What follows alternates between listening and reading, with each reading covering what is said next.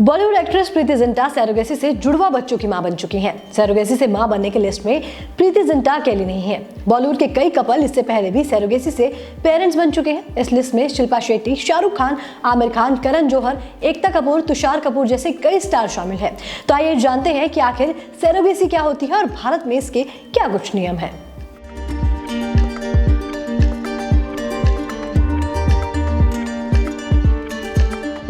Surrogacy में कोई couple बच्चा पैदा करने के लिए किसी महिला की कोख को किराए पर ले सकता है। सरोगेसी में कोई महिला अपने या फिर डोनर्स के एग्स के जरिए किसी दूसरे कपल के लिए प्रेग्नेंट होती है। सरोगेसी से बच्चा पैदा करने के पीछे कई सारी वजह है, जैसे कि अगर कपल के अपने बच्चे नहीं हो पा रहे हैं तो गर्भधारण से महिला की जान को खतरा या अन्य दिक्कतें होने की आशंका है, या फिर कोई महिला खुद बच्चा ना पैदा करना चाहती हो। जो औरत अपने कोख में दूसरे का बच्चा पालती है वो सरोगेट मदर कहलाती है।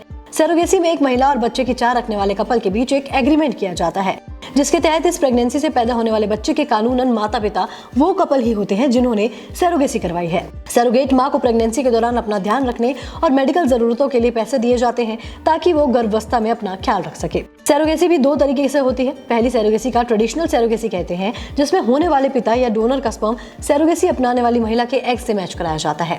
इस सरोगेसी में सरोगेट मदर ही बायोलॉजिकल मदर होती है।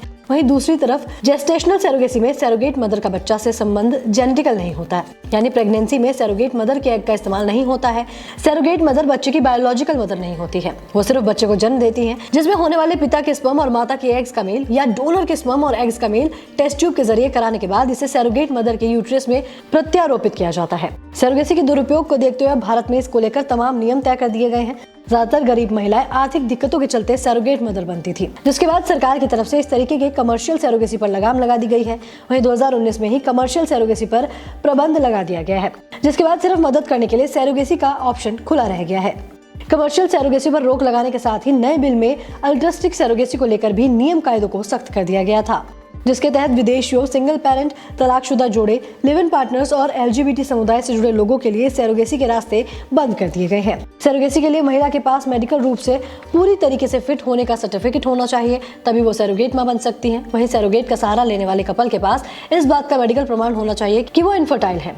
हालांकि सरोगेसी रेगुलेशन बिल 2020 में कई तरीके के सुधार किए गए, जिसमें किसी भी इच्छुक महिला को सरोगेट बनने की अनुमति दे दी गई है। पिछले 2 साल से कोरोना के बाद आई मंदी और बेरोजगारी की वजह से भी सरोगेट मदर की संख्या में इजाफा हुआ है।